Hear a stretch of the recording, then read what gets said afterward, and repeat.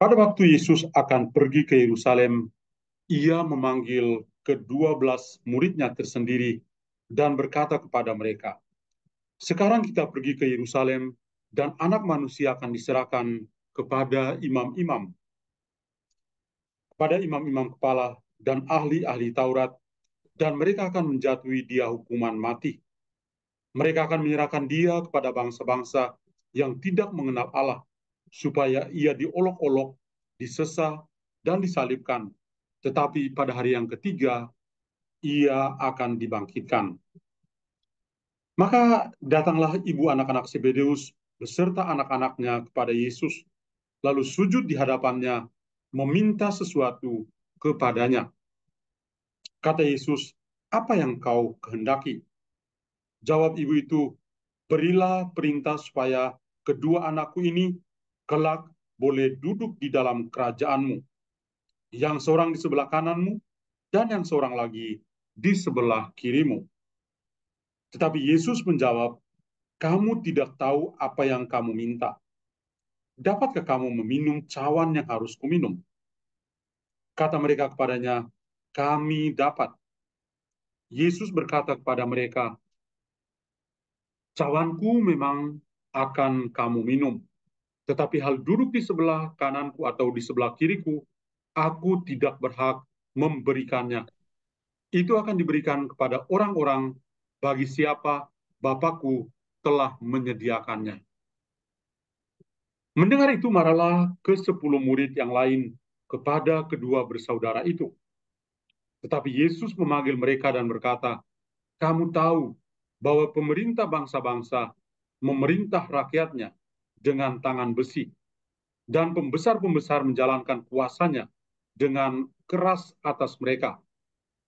Tidaklah demikian di antara kamu. Barang siapa ingin menjadi besar di antara kamu, hendaklah ia menjadi pelayan. Dan barang siapa ingin menjadi terkemuka di antara kamu, hendaklah ia menjadi hambamu. Sama seperti Anak Manusia, ia datang bukan untuk dilayani, melainkan untuk melayani, dan untuk memberikan nyawanya menjadi tebusan bagi banyak orang." Demikianlah sabda Tuhan. Terpuji Terpujilah Kristus. Ibu Bapak, Saudari, Saudara terkasih dalam Kristus, Sedan Angkatan ke-18 yang saya kasih. Bacaan Injil malam hari ini memulai dengan sebuah kalimat yang sangat bagus. Pada waktu Yesus akan pergi ke Yerusalem. Yesus pergi ke Yerusalem. Dia dari Nazaret ke Yerusalem. Titik awalnya adalah Nazaret. Dan titik puncaknya adalah Yerusalem. Jadi kalau kita lihat ya, Yesus dengan eh, segala tugas pelayanannya di sekitar daerah Galilea, melakukan perjalanan-perjalanan tertentu, tentu saja matanya selalu tertuju. Kalau kita membaca Injil Lukas, matanya itu tertuju ke Yerusalem. Itu menjadi tujuan akhirnya dia.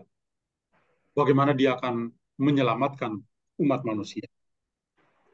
Dan persis dalam bacaan Injil malam hari ini yang kita dengar, bagaimana Yesus itu membawa para muridnya, dan ketika mereka sendirian saja, dia menjelaskan kepada mereka tentang penderitaan yang akan dialami. Dia akan mengalami kekerasan verbal, kekerasan fisik, bahkan dia juga akan mati dan bangkit pada hari yang ketiga. Dan ini adalah sebuah bentuk tidak hanya sekedar pengorbanan, tapi juga sebuah pengabdian, sebuah pelayanan yang luar biasa yang Tuhan Yesus tunjukkan. Dia Ya tidak hanya Tuhan, berbicara. berikanlah aku petunjuk, Dokter Alvin. Tolong itu di mute, Pandi. Tolonglah Tuhan. Oke. Jadi Kalau kita perhatikan baik-baik, Yesus itu berlaku sebagai seorang pelayan yang setia, melayani kemanusiaan, memberi diri sampai tuntas untuk menyelamatkan manusia. Maka memang ada anak-anak Zebedeus, Yakobus dan Yohanes yang punya ambisi tertentu untuk bisa duduk di sebelah kiri atau kanan.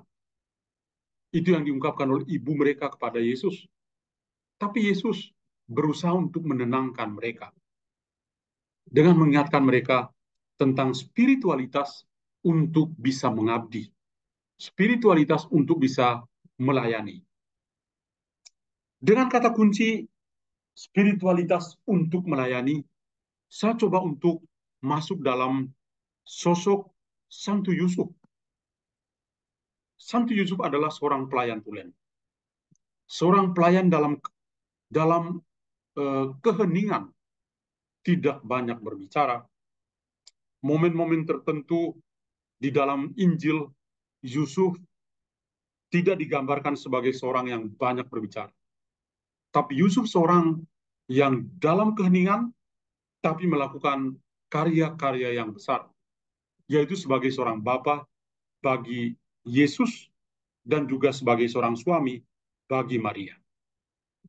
Mereka inilah yang membentuk yang namanya keluarga kudus dari Nazaret.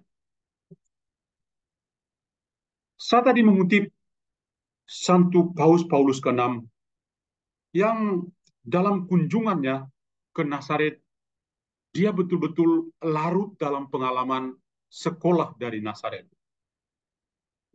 Kita baru mulai sedan angkatan 18, tapi sudah ada orang kudus yang masuk dalam sekolah dari Nazaret, yaitu Santo Paulus ke-6. Setelah dia kembali dari Nazaret, dia membuat permenungan-permenungan yang sangat indah. Bahkan dia bermimpi, kalau saja saya kembali ke masa kecil saya akan pergi dan masuk sekolah di Nazaret. Untuk bisa mengalami sendiri siapakah Yesus itu sebenarnya, dan apakah Injilnya bagi saya. Dia mengatakan begini, seandainya saja kita dapat sekali lagi menghargai nilai yang luar biasa. Keheningan Nazaret seharusnya mengajarkan kita bagaimana kita bisa bermeditasi dalam damai, dalam ketenangan, untuk bisa merenungkan hal-hal yang sangat rohani, sangat spiritual, dan untuk terbuka terhadap suara kebijaksanaan batin Tuhan. Nazaret dapat mengajarkan kita nilai studi dan persiapan meditasi, kehidupan spiritual pribadi kita yang sangat teratur, dan doa yang hening hanya bisa diketahui oleh Tuhan sendiri. Nazaret menjadi sebuah sekolah kontemplasi, sekolah doa. Maka saya menggunakan kesempatan ini untuk mengatakan, kalau kita mengatakan kita adalah sedan angkatan 18, sudah ada 17 angkatan yang lewat, ya. Sedan angkatan 18 harus sadar betul, ya. Sekolah dari Nazaret itu tuh, tujuan pertama adalah supaya Anda bisa berdoa lebih baik lagi. Yang kedua, supaya Anda paling kurang hampir serupa dengan Santo Yusuf, yang begitu akrab dengan Yesus. Keakraban kita dengan Yesus itu kita bisa tempuh melalui doa. Supaya Anda semakin rajin membaca kitab suci. Itu sekolah dari Nazaret. Lihat Yesus sebagai pribadi dan lihat Injilnya. Pribadi Yesus sebagai sabda yang hidup dan Injilnya yang kita miliki sekarang ini membuat kita akan menjadi akrab dengan Yesus. Tentu tidak akan melampaui Santo Yusuf, karena Yusuf yang bekerja untuk Yesus, yang menjadi tukang kayu untuk Yesus. Tapi paling kurang kita itu bisa dekat dengan Yesus seperti, ya, karena meniru teladan Santo Yusuf itu sudah lebih dari cukup. Nazaret itu berdiri sebagai model tentang bagaimana seharusnya sebuah keluarga, kita sebut keluarga kudus dari Nazaret, Ini menunjukkan kepada kita karakter keluarga kudus dan abadi, serta mencontohkan fungsi dasarnya di dalam kehidupan bermasyarakat. Sebuah komunitas yang penuh kasih dan kasih yang tidak terbagi. Tempat yang sempurna untuk membesarkan anak-anak. Nazaret haruslah mengajarkan kita semua kepada nilai kerja, martabat dari sebuah pekerjaan. Karena Santo Yusuf itu seorang pekerja. Maka sekolah dari Nazaret juga punya dampak. Tidak hanya dampak spiritual, yaitu kedekatan dengan Yesus dan Injilnya, seperti yang dialami oleh Yusuf, tapi juga kita dibantu untuk masuk dalam spiritualitas kerja. Karena Yusuf itu seorang pekerja. Dan dia mengedukasi anaknya Yesus untuk menjadi manusia pekerja.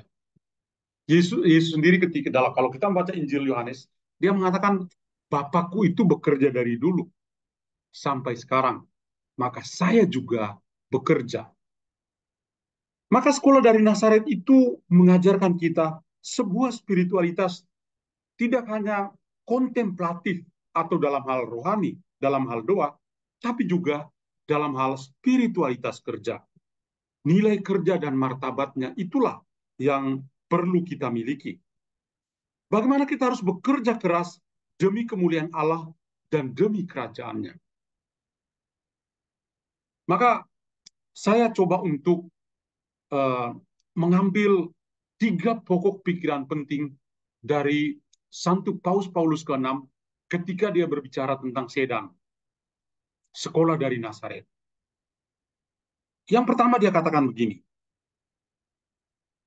kita perlu belajar dari keheningan Nazaret. Nazaret dapat mengajarkan kepada kita nilai dari belajar dan persiapan, tadi saya sudah katakan meditasi, kehidupan rohani pribadi yang teratur, doa-doa dalam keheningan yang hanya bisa diketahui oleh Allah sendiri. Mari kita belajar untuk mencintai keheningan. Dan itu Yesus mengalami dalam keluarganya. Dan itu ditunjukkan oleh Maria dan Yusuf. Keluarga-keluarga orang Sedan angkatan 18 ini haruslah keluarga yang mencintai keheningan, seperti keluarga kudus dari Nazaret. Di dalam keheningan, Anda bisa berdoa dengan lebih baik lagi. Di dalam keheningan, Anda bisa lebih akrab lagi dengan Yesus, seperti Yusuf. Di dalam keheningan, Anda bisa punya waktu untuk membaca Injil dan merenungkannya. Di dalam keheningan, Anda bisa melatih diri untuk menjadi manusia pekerja seperti Yusuf sendiri. Maka poin pertama adalah, mari kita belajar untuk mencintai keheningan. Dalam kebisingan di kota besar, sangat sulit untuk mencintai keheningan. Tapi poin yang paling penting di sini adalah sebuah keheningan batin.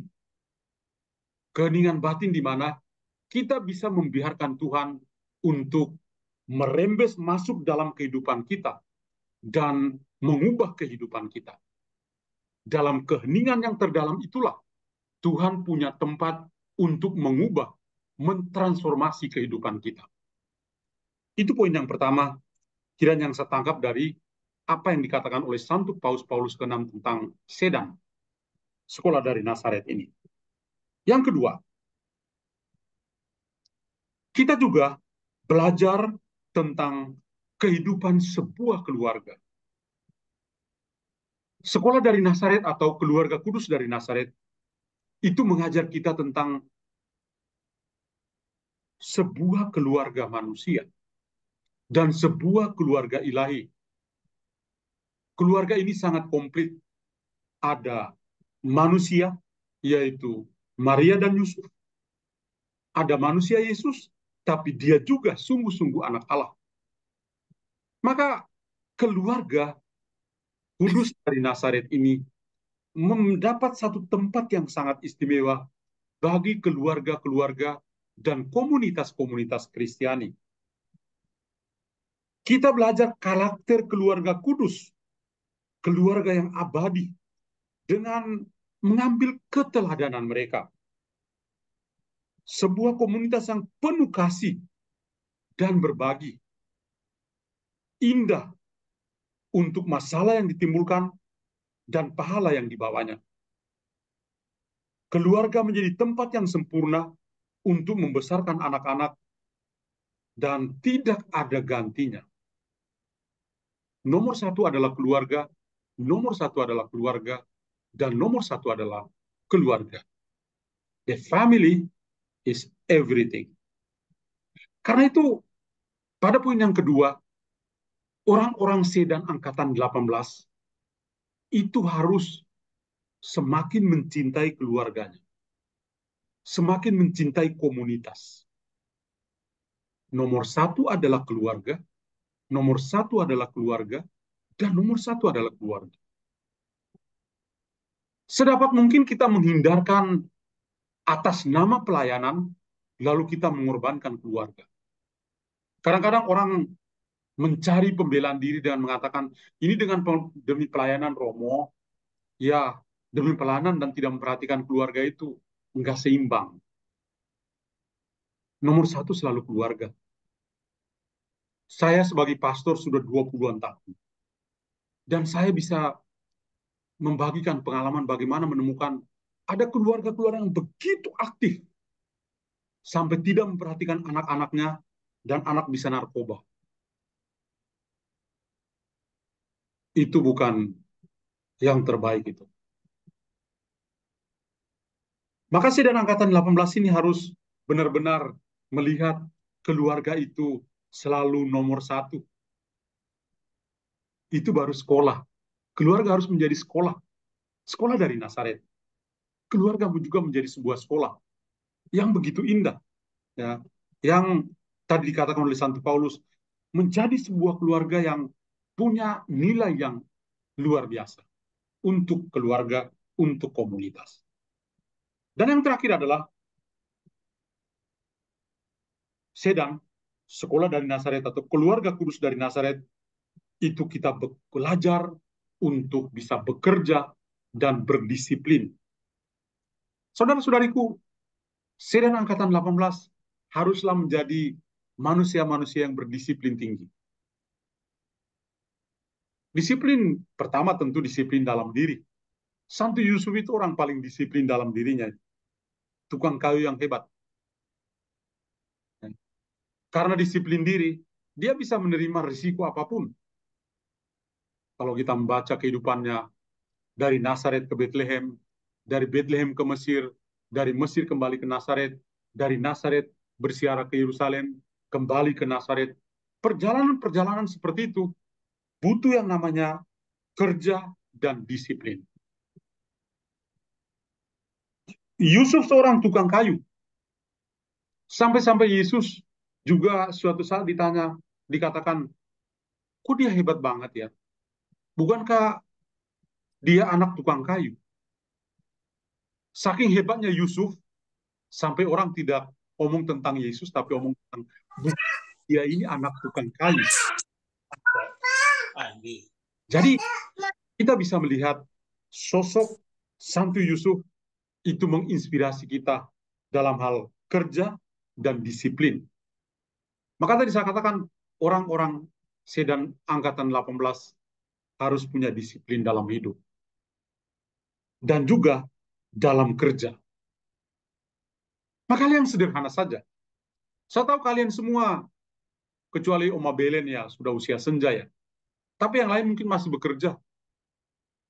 Saya berharap you itu disiplin. Suatu hari ada umat yang aktif sekali di gereja. Saya coba masuk di Messenger dan saya lihat dia lagi online. Lalu saya langsung menyapanya, hai. Dia jawab, hai Romo, apa kabar? Saya bilang, oh lagi di mana ini? Di kantor Romo. Oh ya, di kantor ini ternyata bisa online juga ya. Langsung dia mengatakan, Romo ini bukannya kontrol di gereja saja, ternyata sampai di tempat kerja juga bisa kontrol. Saya mengatakan Romo yang baik itu memperhatikan domba-dombanya, harus berdisiplin, jangan makan gaji buta. Kadang-kadang kita orang Katolik itu suka makan gaji buta. Kenapa? Karena kita tidak disiplin dalam bekerja. Tapi kiranya orang-orang Sedan 18 ini benar-benar hebat seperti Santo Yusuf ya. Tidak akan makan gaji buta, tapi penuh dengan disiplin dan kerja dalam hidupnya. Amin. Amin ya. Jadi kiranya 3 poin yang saya bagikan untuk Sedan angkatan 18 ini. Kita belajar banyak dari Santo Yusuf ini. Belajar dari keheningan keluarga kudus. Belajar dari keluarga sebagai yang terpenting. Dan yang terakhir adalah belajar berdisiplin dalam kerja. Kiranya kita semua melalui keteladanan Santo Yusuf menginspirasi kita menjadi semakin dekat dengan Yesus, semakin dekat juga dengan Injilnya. Tuhan memberkati kita semua. Amin.